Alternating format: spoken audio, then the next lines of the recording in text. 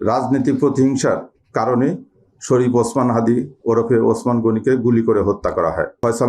ফয়সাল করিম মাসুদ ওরফে রাহুল ওরফে দাউদ নিষিদ্ধ ঘোষিত ছাত্রলীগের রাজনীতির সাথে জড়িত ছিলেন।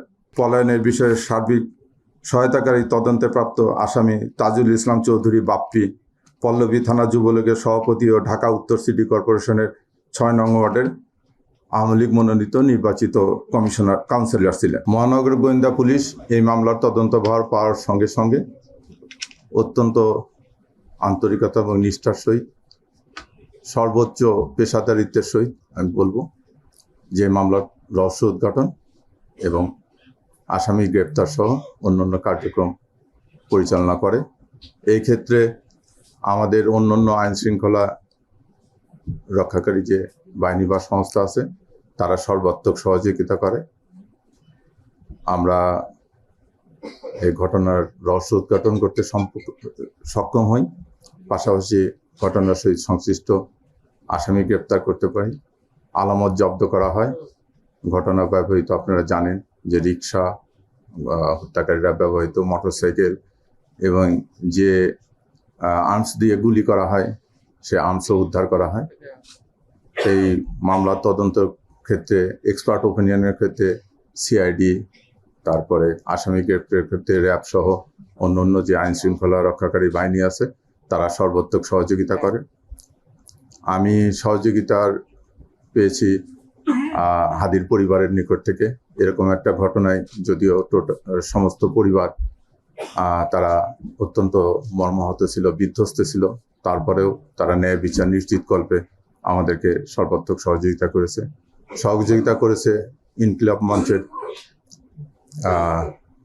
মঞ্চের অন্যান্য যারা নেতা আছেন বা কর্মী আছেন তারা। দেশের আপামর জনসাধারণ আমি বলবো যে এই ঘটনা নিয়ে অত্যন্ত ছিল। আমরা যেখানে যার নিকট সহযোগিতা চেয়েছি সবাই সর্বাত্মক সহযোগিতা করেছে। তাদের একটাই ছিল যে এই হাদি হত্যার ন্যায় বিচার যেন নিশ্চিত হয়।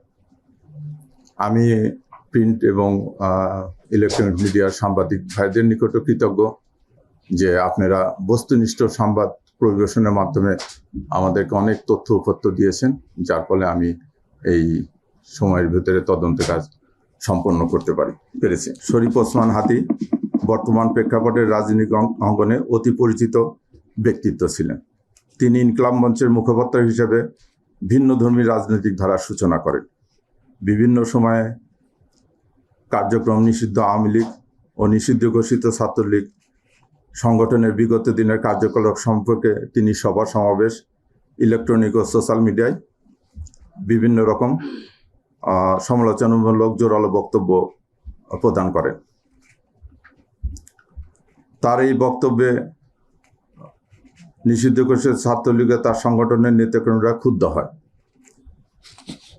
আপনারা জানেন ভিকটিমকে গুলি করা এজার নামে পলাতক আসামি ফয়সাল করিম মাসুদ ওরফে রাহুল ওরফে দাউদ নিষিদ্ধ ঘোষিত ছাত্রলীগের রাজনীতির সাথে জড়িত ছিলেন।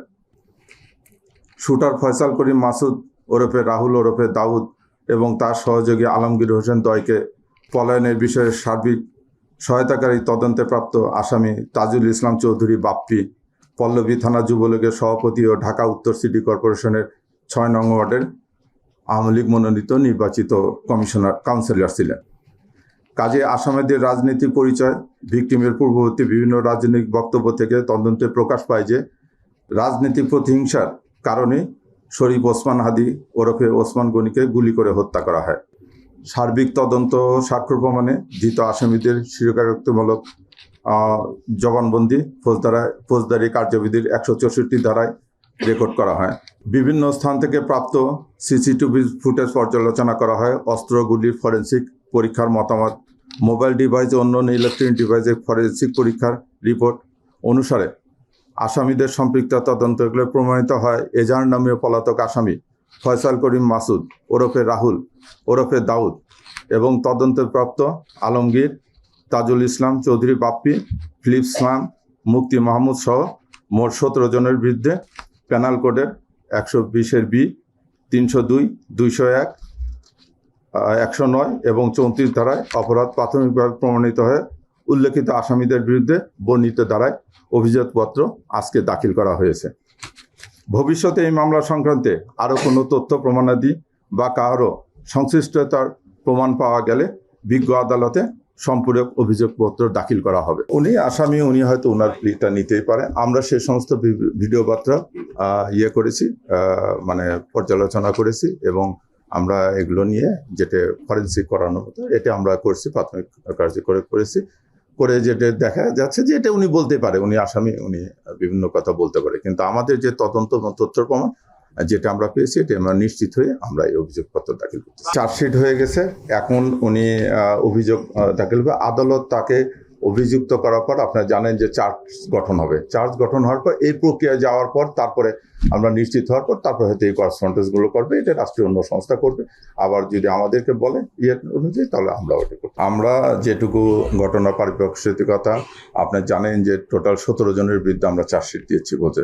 এই 17 জনকে জিজ্ঞাসাবাদ করে তাদের তথ্য প্রমাণ এটা তদন্ত করে আমরা যেতে পেয়েছি, আমরা সেই অবস্থানে আছি। উনি পলাতক, আমাদের নিকট উনি পলাতক। কোথাও না, এটা জানলে তো আমি ধরে নিয়ে আসতাম।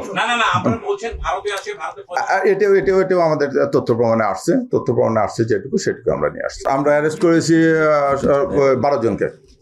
হ্যাঁ, আর পলাতক আছে 5 জন। পলাতক 5 জনের ভিতরে আছে আপনার বলে দিচ্ছে ফয়সাল করিম মাসুদ আছে, তারপরে আলমগীর শেখ, তারপরে বাপ্পি, ফিলিপ, আর একটা হচ্ছে জেসমিন, ওর বোন, ফয়সালের বোন। আমরা তো বলেছি যে একজন ওয়ার্ড কমিশনারের ছিল, এটা আমরা করে গিয়েছি। তার সংশ্লিষ্টতা আছে পাওয়া গেছে। তাজুল ইসলাম বাপ্পি। তবে আমরা মোটামুটি নিশ্চিত হয়েছি যে প্রাথমিকভাবে যেটা জানা গেছে যে ওই তারাও ভিডিও বার্তাটা ঠিক আছে, কিন্তু অবস্থানটা না। হ্যাঁ, দুবাই না। ওসমান হাদি একটা নতুন ধারার রাজনীতি শুরু করছিল, সেই তার বক্তৃতা সেবার মাধ্যমে এই পতিত সরকারের বা নিষিদ্ধ ঘোষিত ছাত্রলীগ বা কার্যক্রম নিষিদ্ধ আওয়ামী লীগের বিভিন্ন সমালোচনামূলক বক্তব্য দিচ্ছিল। তারপরে তারা ক্ষুব্ধ হয়েছে রাজনীতিকে